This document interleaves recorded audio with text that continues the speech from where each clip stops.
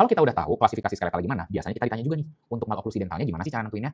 Nah, untuk maloklusi dental, karena kita pakai klasifikasinya angle, kita harus tahu dulu hubungan molar satu tetap atas dan bawah, kanan dan kiri. Ya, ingat ya, untuk menentukan klasifikasi maloklusi dental, yang harus kita lihat adalah hubungan molar satu tetap kanan dan kiri. Ya, nah ada 3 kelas berdasarkan klasifikasinya angle. Pertama, namanya kelas 1 atau neutro-oklusi. Nah, bentuknya kayak gini. Lihat di gambar ini, yang jadi patokan adalah kas mesiobukal M1 atas dengan bukal groove M1 bawah. Paham ya? Yang jadi patokan gitu. Untuk M1 atasnya kas mesiobukal, yang bawahnya bukal groove. Nah, kas mesiobukal M1 atas harus berada di bukal groove M1 bawah. Itu disebutnya neutro-oklusi atau kelas 1. Nah, kalau lu ketemu kasus begini, kanan kirinya sama-sama kelas 1, oh berarti kita udah bisa tarik kesimpulan, ini pasiennya kelas 1 angle, ya, maloklusi dental kelas 1 angle. Nah, dari maloklusi dental kelas 1 angle, itu dia ada 5 tipe yang harus lu tahu. Pertama, tipe 1. Kalau tipe 1 itu artinya pasiennya ada crowding anterior maksila. Jadi, kalau misalnya lo lihat nih, oh hubungan molarnya kelas 1 kanan kirinya, lihat anteriornya, oh ada crowding anterior maksilanya. Nah, kalau ada crowding anterior maksila berarti maloklusi dentalnya kelas 1 tipe 1.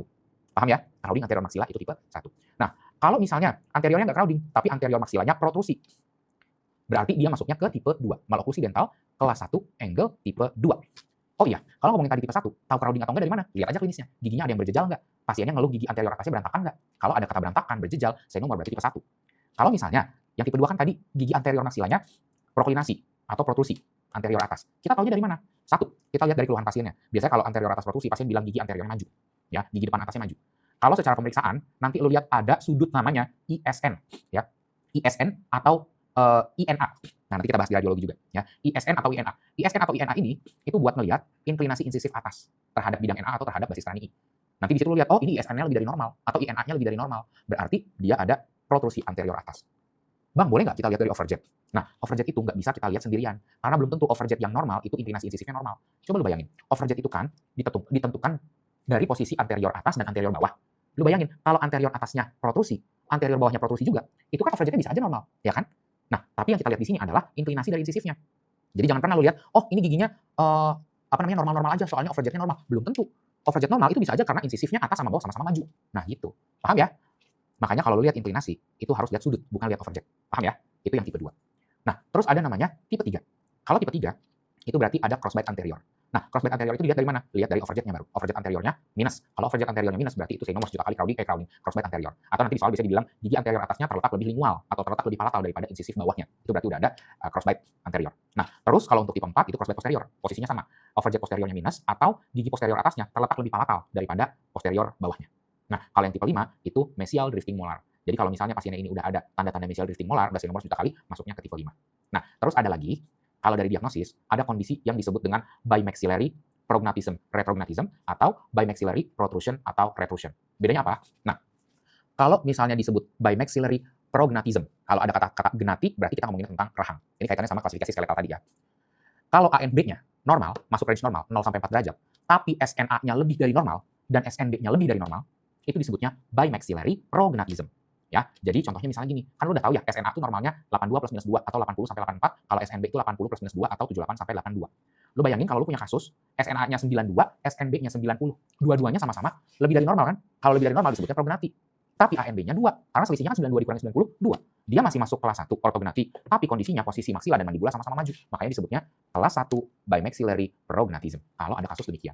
Kebalikannya, kalau ANB-nya normal, tapi mandibulanya kurang dari normal SNB-nya, maksila dan mandibulanya sama-sama kurang dari normal, tapi ANB-nya normal, 0-4, disebutnya bimaxillary retrognatism. Contohnya, SNA-nya 72, SNB-nya 70, ANB-nya 2, normal, tapi posisi maksilanya retrognati, karena dia kurang dari range normal, dan mandibulanya juga retrognati, kurang dari range normal. Itu disebutnya bimaxillary retrognatism.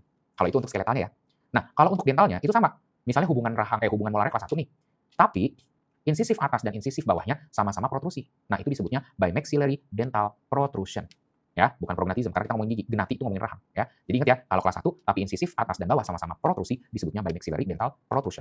Kebalikannya, kalau misalnya dia kelas 1 tapi insisif atas dan bawahnya sama-sama retrusi, berarti disebutnya bimaxillary dental retrusion.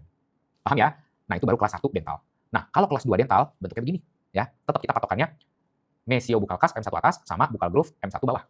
Nah, kalau kelas 2 itu disebutnya distoklusi, ya. Distoklusi. Kenapa disebutnya distoklusi? Karena lu lihatnya bukal groove M1 bawah. Kalau di kelas 2, dental, bukal groove M1 bawahnya terletak lebih ke distal daripada mesiobukal kas M1 atas. Karena si buccal groove M1 bawah itu letaknya lebih ke distal, lebih mundur, makanya disebutnya distoklusi. Jadi ingat ya, kalau buccal groove M1 bawahnya lebih distal daripada mesiobuccal cusp, itu disebutnya distoklusi atau kelas 2. Ya. Nah, kalau kelas 2 ini, pertama, lo harus tahu ada 2 divisi dan 1 subdivisi. Kalau divisi 1, itu berarti incisifnya protrusif. Ya, incisif atasnya protrusif, overjetnya besar. Ya, itu kalau kelas 2 divisi 1. Ingat ya, kalau kelas 2 namanya divisi, bukan tipe.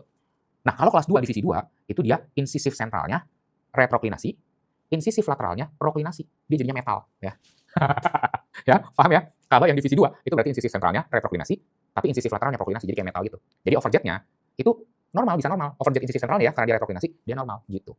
Itu namanya kelas 2 divisi 2. Kalau misalnya zaman dulu nih, kita menentukan profil, ada yang disebut dengan digital examination. Digital examination itu gini nih. Jadi jari telunjuk sama jari tengah tangan kanan pemeriksanya ditaruh di daerah vestibulum rahang atas dan vestibulum rahang bawah. Jadi nanti kalau dari samping begini lihat ya. Nih, ya. Ini namanya digital examination. Kalau kelas 1 itu 2 jarinya lurus, ya. Kalau kelas 2 nanti dia bentuknya begini nih. Nih. Kan rahang atasnya maju kelas 2. Dia nanti 2 jarinya malah naik ke atas. Nah, kalau kelas 3 kebalikannya, dia bakalan turun ke bawah.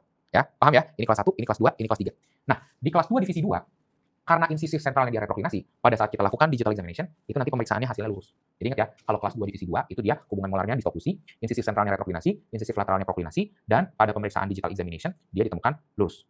Paham ya? Gitu. Nah, udah kayak gitu, tadi kan gue bilang kalau kelas 2 itu ada yang namanya subdivisi. Subdivisi. Kalau subdivisi itu artinya gini, satu sisi dia kelas 1, tapi di sisi yang lain dia kelas 2. Ya, di kanan kelas 1, di kiri kelas 2, atau sebaliknya, di kanan kelas 2, di kiri kelas 1, itu namanya kelas 2 subdivisi. Paham ya? Itu klasifikasi maloklusi dental kelas 2. Berikutnya, ada maloklusi dental kelas 3, atau yang kita sebut dengan mesioklusi. Kenapa disebutnya mesioklusi? Soalnya, posisi buccal groove M1 bawahnya terletak lebih mesial dari mesiobuccal cusp M1 atas. Paham ya? Buccal groove M1 bawah terletak lebih mesial daripada mesiobuccal cusp M1 atas. Nah, kalau untuk maloklusi kelas 3 dental, maloklusi dental kelas 3 angle ini, dia ada 3 tipe dan 1 subdivisi. Nah, tipe pertama itu disebutnya crowding, H2H. Ya. Jadi kalau temuin ada hubungan molar kanan dan kiri sama-sama mesioklusi, terus incisif atas dan bawahnya H2H, nah itu berarti maloklusi dental kelas 3 angle tipe 1. Ya. Kalau misalnya dia overjetnya cenderung normal, ya, posisi incisif atasnya masih lebih labial daripada incisif bawah, tapi ada crowding anterior bawah, itu masuknya maloklusi dental kelas 3 angle tipe 2. Ingat ya, tipe 2, incisif atasnya masih lebih labial daripada incisif bawah, dan incisif bawahnya ada crowding. Kalau maloklusi dental kelas 3 angle tipe 3, ada crossbite anterior. Udah tahu ya, kalau crossbite anterior berarti overjet anteriornya minus, atau incisif atasnya terletak lebih palatal dari incisif bawah. Ya. Nah, jadi lo hati-hati, kalau lo lihat kasus pasiennya ada crossbite anterior, lo harus lihat hubungan molarnya dulu. Nggak bisa langsung bilang, oh maloklusi kelas 3 tipe 3. Bisa aja hubungan molarnya kelas 1. Karena di maloklusi kelas 1 angle juga ada yang anteriornya crossbite, ya, sama-sama tipe 3 juga. Jadi ingat, kalau ada crossbite anterior, lihat dulu hubungan molarnya gimana, ya.